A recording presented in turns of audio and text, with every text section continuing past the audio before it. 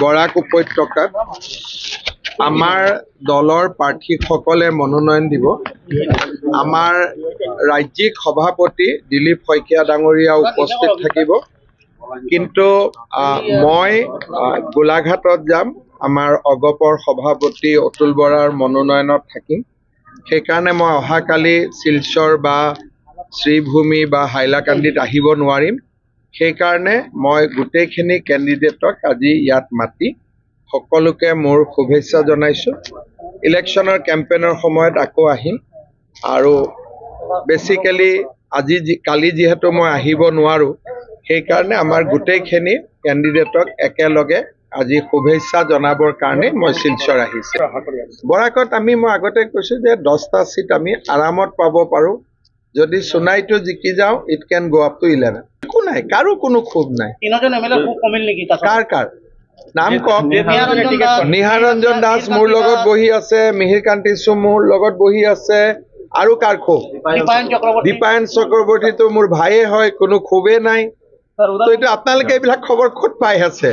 নিহাৰঞ্জন Das মোতকৈও কট্টৰ BJP, খুচি আছে। ইয়াত কোনো 1% ক'তো ইয়াত কোনো অসন্তুষ্টি নাই। কৰিছে আকৌ উঠাই ল'ব। তো হিন্দু মানুহ ক'ত যাব ইয়াতে? না হলেতো আমি হিন্দু মানুহগুলা চেজ হৈ যাম ইয়াতে। কোনো ইয়াত ৰেজিগনেশ্যন নাই। সব হিন্দু মানুহ এক জায়গায় আছে, বৰাকবাসী এক জায়গায় আছে। অমৰ চান জৈনটো আজি 5 সালৰ পৰা বিজেপি নাই, মই আহিলেও দেখা নাপাওঁ। অমৰ চান জৈন বিজেপিত আছে বুলি মই নাজানোৱে। লাষ্ট 5 ইয়াৰ্ছত টিকট পোৱাৰ আগতেও তেওঁ বিজেপি ত্যাগ কৰিছিলে নেকি? আজিতো মই ইমান দিন বৰাক ভেলীত আহি আছো, তেওঁক মই দেখাও নাই। बीजेपी से कोई कांग्रेस नहीं जाते, कांग्रेस से बीजेपी तक आते हैं। টিকট দিব লাগে ভাই, সব হিন্দু মানুহক টিকট দিব লাগে। 11টা পাব পাৰি, 10টাটো কনফাৰ্ম পাম। আলগাপুৰ কাটলিচৰা হিচাপত নাই, কিন্তু ফাইট হ'ব। ভাল সিট আহিব, গন্তি কৰি কৰি ভাগৰ লাগি যাব। বিজয় মালাকার হাইয়েস্ট ভোটে জিতবে। উত্তর করিমগঞ্জ খুবই ভালো হবে, রেজাল্ট খুবই ভালো হবে। বরাকে অভূতপূর্ব ফলাফল হবে। ওই দিন প্রধানমন্ত্রী ডাঙরিয়া যখন শিলচরে ছিলাম, ওনার সভার রেসপন্স থেকে আপনারা একটা আন্ডারস্ট্যান্ডিং হয়ে গিয়েছে কি বরাকে এখন বিজেপির পরিবেশটা কি রকম, আর 2 দিনের মধ্যে কি চেঞ্জ হবে। 2 দিন আগেই তো এই জায়গায় প্রধানমন্ত্রী ছিলাম, ওনার সবাই রেসপন্সটা তো আপনারা সবাই দেখিয়েছিলেন। তারপরে ওগুলা প্রশ্ন কেন করেছে? আপনারা এটা প্রশ্ন করতে লাগে কি শিলচরে সবচেয়ে বেশি ভোটে জিতবে কি লক্ষ্মীপুরে বেশি ভোটে জিতবে। এই জায়গায় মার্জিনর কন্টেস্ট হবে, জিতার কন্টেস্ট হবে না। আর ওইগুলো আপনারা সরে দেন। নিহারঞ্জন দাস পার্টিতে নাই, মিহির কান্তি সুম দুঃখে আছে, ওইগুলা সব সরে দেও। কাটিগড়ায় অমর চান জৈন পার্টিতে আছে, ওইটা আমার নলেজে আছে না। এটা আপনারা নলেজে আছে, ওনার পার্টি আছে। লেকিন আমার যতটা খবর হয়, লাস্ট টাইম যখন গৌতম রয় টিকট পাইছিলাম কাটিগড়া, ওনা খুললা তখনই কংগ্রেসকে সাপোর্ট করেছিলেন। আপনারাই নিউজ করেছিলেন। 2021 সনে গৌতম রয় কেন হারলো কাটিগড়ায়? একমাত্র অমর চান জৈনের জন্য। আর Amar Chand Jain, his body and soul already with Congress from 2021। Kamalakhya তো বহুত ভোটে জিতবে। কি হবে মতলব, ও বিধায়ক হবে, তারপরে মন্ত্রীর জন্য ঝগড়া করবে। কাটিগড়ায় তো কমলাক্ষ অভূতপূর্ব ভোটে জিতবে। মানুষ দারুণ খুশি কি এই 1 সালের মধ্যে অ্যাসেম্বলিতে কাটিগড়া ও একদম কাটিগড়াকে বহুত সামনে নিয়ে আসলো। কাটিগড়ার লোক বহুত খুশি কমলাক্ষকে নিয়ে। আমার সার্ভে তো কমলাক্ষ স্ট্যান্ড করেছে। বরখলা কিছু ভালো একদম সেতু এটু বানায়, ওরা তো বরখলার জন্য কত কাজ করেছে। লক্ষ্মীপুর তো এটা তো বলার কিছু প্রয়োজন নেই। লক্ষ্মী আমি বললাম সাউথ করিমগঞ্জ, আলগাপুর কাটলিসরায় আমার কন্টেস্ট আছে। সোনায়ে কিছু কন্টেস্ট আছে, কিন্তু আমার মনে হয় এজিপি জিতবে।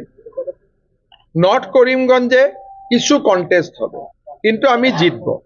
বাকি জায়গায় একটাই কন্টেস্ট আছে, কি মার্জিনটা কার বেশি হবে, বাকি কিছু কন্টেস্ট নেই। গৌরব গগৈর কথা কুড অ্যান্ড কুড জুস কোন কোট হবে আপনার ওনার বাড়িতে হবে না তো পাকিস্তানে হবে। Thank you sir India Pakistan border হবে জুসটা।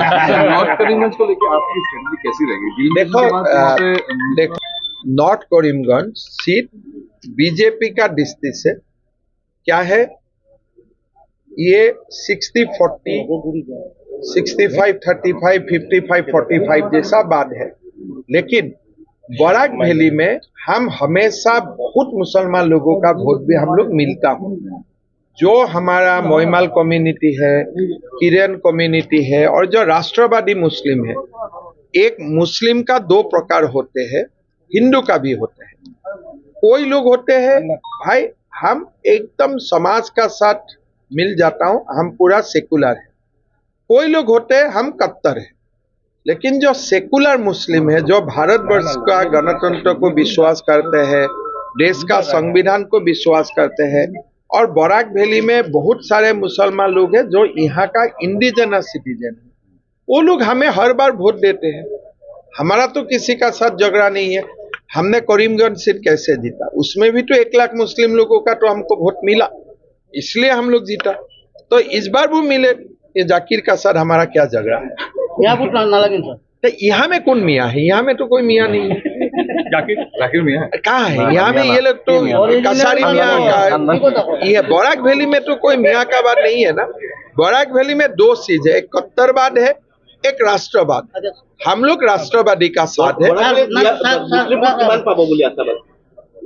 20%। এইবার বরাকে কেটা মন্ত্রী যিমানটা সিট জিতবে বেশি ওরকমে বেশি মন্ত্রী হবে। আমার গাড়িটাও নিয়ে নেও না বরাক ভ্যালিত, আমি তো খুশি হবে। सिलचर भी एक तो एमएलए काम करेगा, लेकिन साथ में सिलचर के लिए मेरा नजर सबसे आगे रहता है। सिलचर में एयरपोर्ट बनाना है, फ्लाईओवर बनाना है। सिलचर का लोग इतना खुश है, इस बार बीजेपी को मन से दिल से ज्यादा ही वोट देगा। ये टिकट के लिए देखो 2 साल बाद होते हैं, डिपेंड टिकट नहीं मिलेगा, थोड़ा 2 दिन तो दुखी तो होगा ही ना। सब तो ultimately we are human being. अगर आज मेरा हाथ से कुछ सीन जाए तो मुझे दुख लगेगा कि नहीं लगेगा, लेकिन दीपायन जैसे ह्यूमन बीइंग है, साथ में मेरा भाई भी है, साथ में बीजेपी का कार्यकर्ता भी है। 2 दिन दुख लगे था, अभी खत्म। बड़ा समस्या कैंडिडेट আমি ওনার সঙ্গেও কথা কই পারবে। এটা 10টা এক গুটে আছে, কিন্তু অ্যাক্টিভিটি তো নাই, খালি এনে সোশ্যাল মিডিয়া। নাই নাই, ওই বাসুদেব শর্মা ওরা, মিঠুন পাল ওরা বড় নেতা পার্টি, মিঠুন নাথ এগুলা এরকম নাই। সবাই সম্মানীয়, সবাই ভালো। বাসুদেব শর্মা তো অত্যন্ত বড়, মতলব বহুত পুরোনা বিজেপি। সো আমি সবাইকে সম্মান করি, সবার সঙ্গে আমার কথা হবে। কোন জায়গায় আছে বিৰোধী মিত্ৰ? হা, আমি তো মানে অসমীয়াতে সুধি আছে না আপুনি? আমিতো দেখাই নাই, এটা বিচাৰি আছো ক'ত আছে। হৈ যাব স্যাৰ।